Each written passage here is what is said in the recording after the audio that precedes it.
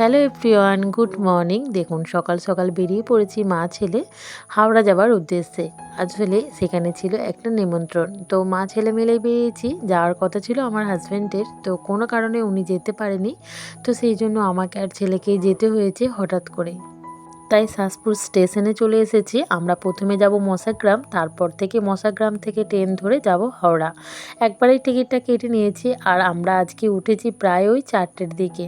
আসলে বাড়ির সমস্ত কাজকর্ম টুকিটাকি সেরেও দিয়েছি আর মাকে তারপরে উঠিয়েছি। তো কাজকর্ম সেরে নিয়ে ছেলেকে উঠিয়ে রেডি করিয়ে মা ছেলে বেরিয়ে পড়েছি হাওড়া যাওয়ার উদ্দেশ্যে। আসলে কি হয়েছে, ট্রেন ছিল 5টা 40-এ, আর একটু আগে না হলে তো বেরিয়ে আসতে পারবো না, অনেকটা আসতে হবে। তো সেই জন্যই আর কি একটু তাড়াহুড়ো করেই উঠতে হয়েছে। আসলে যেহেতু যাওয়ার কথা ছিল হাজব্যান্ডের, আজকে আমার যাওয়ার কোনো রকমই কথা ছিল না। রাত্রে ঠিক হয়েছে যে আমাকে আর ছেলেকে যেতে হবে, সেই জন্য অনেক রাত পর্যন্ত ব্যাগ গোছানো হয়েছে। তো তারপরে ভোর ভোর কিন্তু উঠে ট্রেন ধরার জন্য প্রস্তুতি নিয়েছি। আর হঠাৎ করেই আর কি হাজব্যান্ড যেতে পারেনি, একদমই আমাদের যাওয়ার কথা ছিল না। ছেলের আজকে একটা গানের অনুষ্ঠান ছিল, তো কোনো রকম সেটা বাতিলই করতে হয়েছে। তো আমার হাজব্যান্ড ফোন করেছিল ওই কাকুকে, তো কাকুর মেয়ে বলেছে, মানে বুনু বলেছে যে না, বিয়েটা আমার বারবার আসবে না, তো গানের অনুষ্ঠান তোমরা আবার পাবে, কিন্তু আমার বিয়েতে তোমাদের আসতেই হবে। আমার দেশের বাড়ি থেকে কেউ না আসলে আমার একদম ভালো লাগবে না। তো আমার হাজব্যান্ড বললো ঠিক আছে, এতবার যখন বলছে আমি তো যেতে পারছি না, তাহলে তুমিই যাও।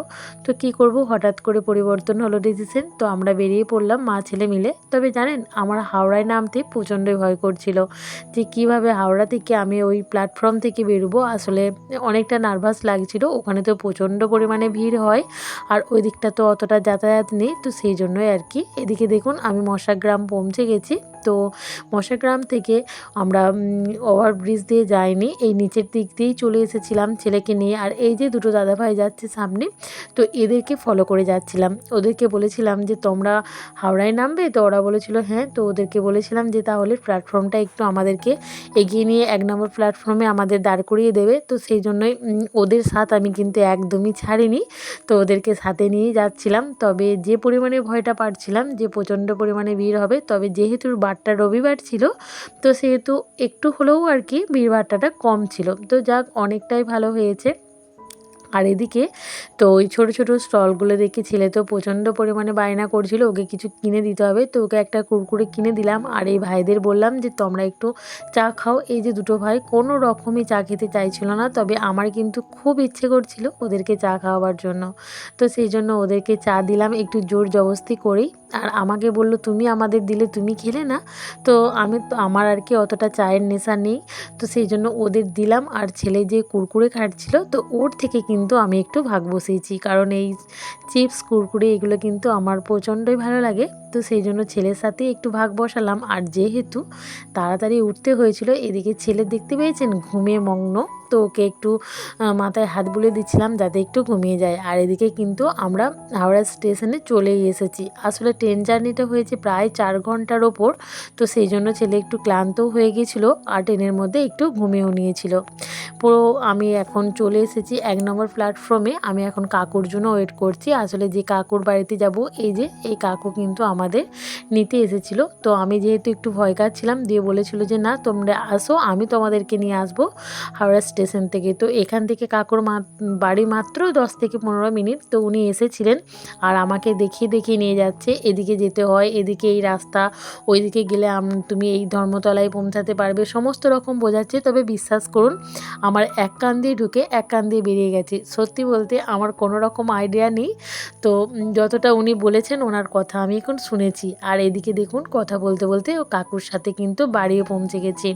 তো কাকির বাড়িতে এসে দেখি এদিকে খাওয়ার সমস্ত ওদের অনলাইনে অর্ডার ছিল। এই 3-4 দিন ধরে ওদের শুধু অনলাইনেই এখন অর্ডার হচ্ছে খাবার দাবার, যেহেতু কাকিমার প্রচণ্ডই শরীর খারাপ, বিছানাগত একদম, তো সেই জন্য বুনু সবই কিন্তু অনলাইনে অর্ডার করেছে। তো এদিকে খাবার চলে এসছে, আমি ছেলে এখন খেয়ে নিচ্ছি। কারণ ওই যে ভোরের দিকে বেরিয়েছিলাম প্রচণ্ড পরিমাণে খিদে পেয়েছিল।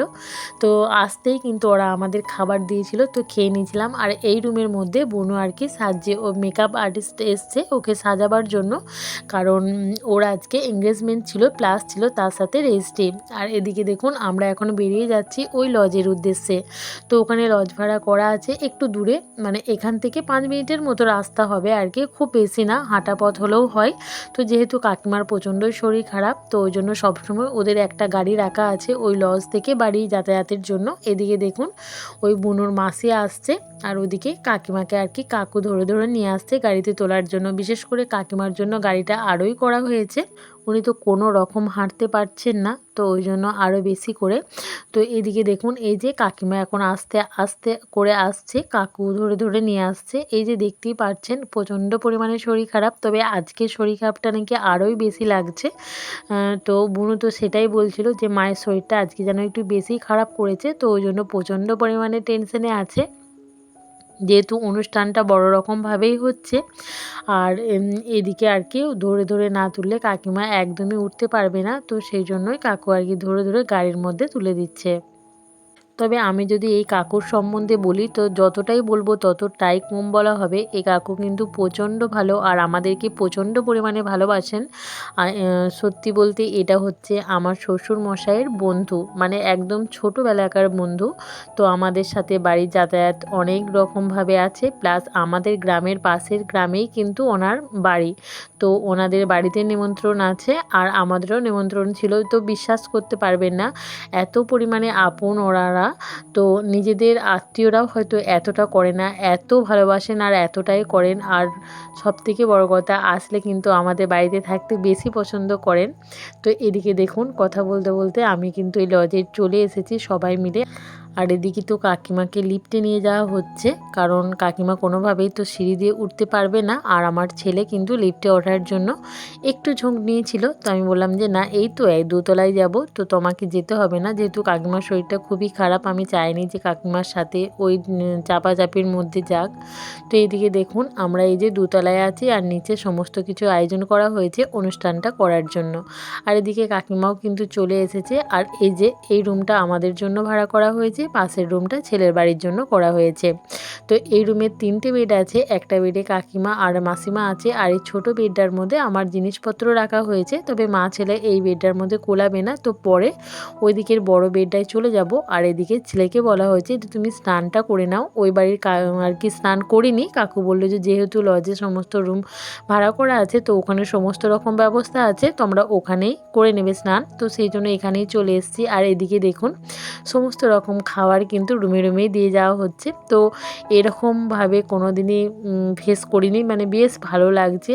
তো আমাদের গ্রাম বাংলায় তো এত সুন্দর সুবিধা সুযোগ নেই, আর এত বড় করেও হয়তো কোনো অনুষ্ঠান হয় না। তো এখানে এসে খুব ভালো লাগছে, মানে এতটাই ভালো লাগছে যতটা বলবো ততটাই কিন্তু কম বলা হবে। আর এদিকে দেখুন সবাইকে কিন্তু হাতে হাতে খাবার ধরিয়ে দেওয়া হচ্ছে। এত সুন্দর অনুষ্ঠানটা হচ্ছিল কি বলবো, খুব ভালো লাগছিল আর খুব মজা করেছিলাম। তো এদিকে এই যে এখন রেস্টটি হচ্ছে, তো তারপরে আর কি ওদের আংটি বদল হবে। তো সমস্তটাই আপনাদের সাথে শেয়ার করব, আমার সাথে থাকুন। আর আমার ভিডিও আপনাদের কেমন লাগে অবশ্যই কিন্তু কমেন্টে জানাতে ভুলবেন না।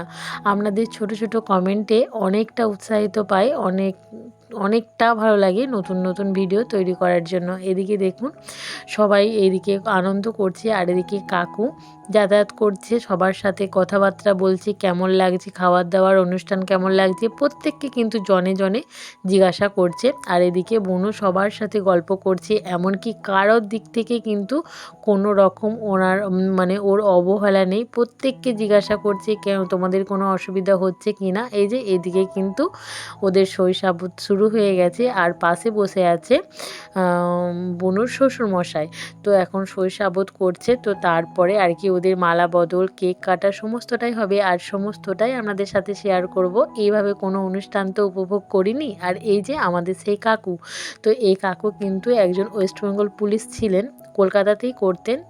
কলকাতার মধ্যেই আর কি চাকরি করতেন, তো সেই সূত্রে এখানেই থাকতেন।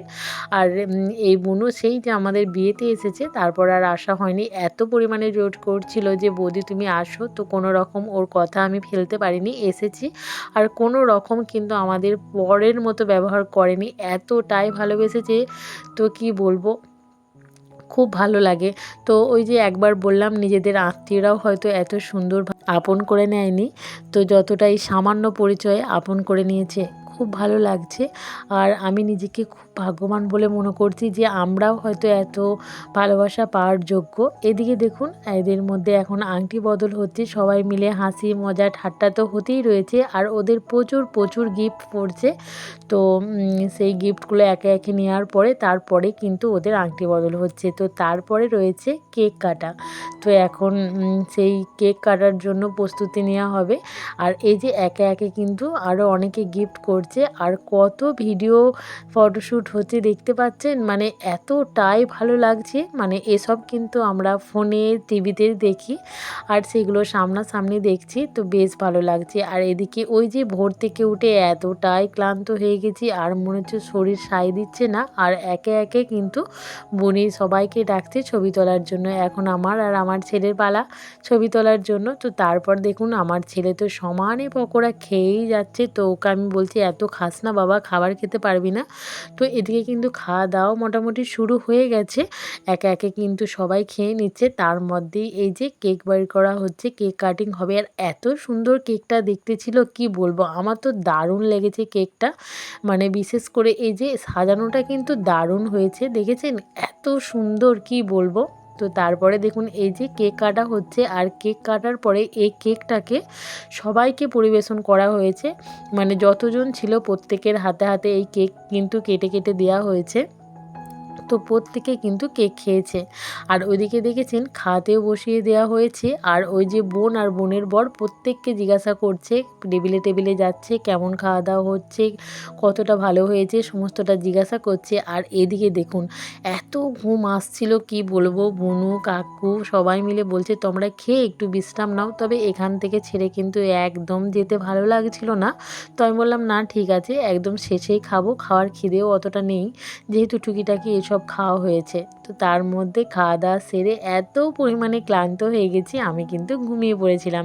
তার সাথে আমার ছেলে যে কখন ভিডিও করেছে আমি কিচ্ছু জানি না। তো যেহেতু ভিডিও ক্লিপটা দেখলাম খুব ভালো লাগলো, তাই আপনাদের সাথেও শেয়ার করলাম। তো আমাকে ওঠাচ্ছে যে মা তুমি ওঠো, তো আমি রীতিমতো আজকে গিয়েছিলাম, ভাবতেই পারিনি যে ছেলেটা ভিডিও করছে। তো যাক, অনেকক্ষণ আপনাদের সাথে বকবক করলাম। তো সেই যে দুপুরে খাওয়া দাওয়া হয়েছে, প্রায় ওই 3টে সাড়ে 3টের মতো বেজে গিয়েছিলো খাওয়া দাওয়া করতে, কারণ টিফিন অনেকক্ষণ করা মানে বারবার করা হচ্ছিল, মানে পকোড়া টকোড়া ছিল আর কি, বুঝতেই পারছেন। তো একদমই খিদে ছিল না, ওই জন্য একদম শেষে বসেছিলাম, যেহেতু বাড়ির ব্যাপার, তো আমরা সবাই মিলে একসাথে বসেছিলাম শেষে। তো যাক, তারপর আর কোনো ভিডিও শ্যুট করা হয়নি। তো তারপর ওই যে নিচে অনুষ্ঠানটা হচ্ছিল, তার ওপরে মানে দুতলায় আমি আর আমার ছেলে একটা রুমে আছি। তো যেহেতু ভাড়া নিয়েছিল, তো সেহেতু ওই রুমে আজকে আমরা ওখানেই রয়ে গেছি, ওই কাকুদের বাড়িতে আর যাইনি। তো সকালে আবার ওদের বাড়িতে চলে যাব। তো এখন কিন্তু আমরা খাওয়া দাওয়া করে শুয়েও পড়েছি। তো ভিডিওটা তো মানে শেষ করা হয়নি, তো সেই জন্যই ভাবলাম যে আপনাদের সাথে একটু কথা বলেই নিই, তো তারপরেই না হয় শেষ করব। তো যাক, আজকের ভিডিও আপনাদের কেমন লাগলো অবশ্যই জানাবেন। আর আমার তো খুব ভালো লেগেছে, এইভাবে এনজয় তো কখনো করিনি, বিশেষ করে আমাদের তো হয় না। তো কাকুর ইনভাইট পেয়ে এসেছি, খুব ভালো লেগেছে, অনেকটা অনেকটা ভালো লেগেছে। তো যাক, আজকের মতো ভিডিওটা এই পর্যন্তই, দেখা হচ্ছে পরের কোনো ভিডিওতে। তো আজকের মতো টাটা।